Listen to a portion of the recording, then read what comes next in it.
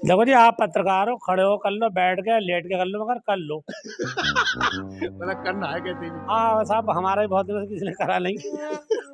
आप तो इतने बड़े बड़े लोग कर दो, हमारा भी कर दो, तो कुछ सा बड़ा सवाब मिलेगा आपको। हम तो इंटरव्यू करते हैं। जी जी, नहीं इंटरव्यू करो। वैसे तो अंधेरे में पता नहीं क्या कर लेते होगे, उजाले में इंटरव्यू करते हो, उसका अंधेरे में सुना सीडी जारी कर दो आप लोगों की। हाँ, ये बात तो बिल्कुल सही तो आजकल पत्रकारों भरोसा थोड़ी कि जेब में कैमरे लगा के आ जाएं और पता नहीं किसके बेडरूम में घुस के जाके किसकी कहानी से जोड़ दे। ये आदमी वाकई बहुत शरीफ होना चाहिए। अगर आदमी शरीफ है तो लोग कहेंगे भगवान हो जाएगा, और ज्यादा शरीफ हो तो आसाराम हो जाएगा। तो वही लोग कहते हैं कि पत्रकारों से तो बच के रहना चाहिए। ये कब कहाँ पर किस तरह से पहुंच जाएं, इनका कोई भरोसा नहीं है। कांग्रेस को इलेक्शन जीतना है तो इस कविता पर काम करना पड़ेगा, जो कि शरीफ भारती जी आज मेरे साथ आप लोगों को सुनाने वाले हैं। हास्य कवि हैं और कविता सुनकर इतना मजा आने वाला है कि आपका दिन बन जाएगा, और अगर रात में सुन रहे हैं तो रात ऑब्वियसली बन जाएगी। जी देखिए, अभी चुनाव चल रहा है। चुनाव में बहुत से लोग, चूंकि घर घर घूमना है, डोर टू डोर का मामला हुआ है, तो ये डोर टू डोर में बड़ा खतरा है कि चुनावी शोर शराबे से थका मजदूर अभी अभी सोया था। अब मजदूर दिन भर तो काम करता, रात को सो जाता है। ऊपर से डोर टू डोर वाले क्या कर रहे हैं कि चुनावी शोर शराबे से थका मजदूर अभी अभी सोया था, नींद की पहली पारी में ही खोया था, तभी एक जन्नातेदार थप्पड़ उसके गाल पे पड़ा। मजदूर तिलमिलाकर हो गया बिस्तर से खड़ा। बोला, नालायक चुरो, मेरा सब कुछ ले जाओ, पर कम वक्त तो इस तरह अंधेरे में हाथ तो न चलाओ। आगंतुक बोले, मूर्ख तू बातें कर रहा है कैसी, हम चोर थोड़ी हैं, हम हैं कांग्रेसी। अगर हाथ नहीं चलाएंगे तो तुझे चुनाव निशान किस तरह बताएंगे।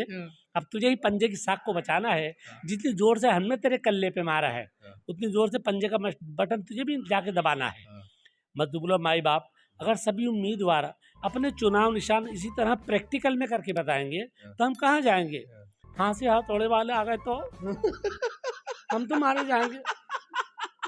तभी एक बाबा ने मजदूर को पुकारा। बाबा को देखकर मजदूर हो गया डर से छुआरा। बोले, बाबा क्या आप भी उम्मीदवार हैं। बाबा हंसकर बोले, हाँ बच्चा, हम भी तेरे वोट के तलबगार हैं। तो क्या बाबा आपके हाथ में ये त्रिशूल है। बोले, नहीं बेटा, हमारा तो कमल का फूल है, लेकिन अगर वोट नहीं देगा तो त्रिशूल है। हाँ, तुम उतार देंगे, तुझे सीधा स्वर्ग से धार देंगे। और तुझे ये भी पता है भाई कि जो कहते हैं सो करते हैं भाजपाई।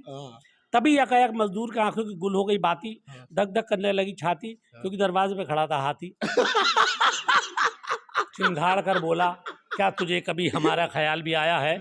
मजदूर हाथ जोड़कर बोला, साहब आजकल तो आप है और आपकी माया है, हमें मालूम है अपने पेट की हालत और आपके पंजे का आयात। हम आपको भूल जाए हमारी क्या औकात, और आप हमें अपनी कठोरता क्या दिखाते हैं।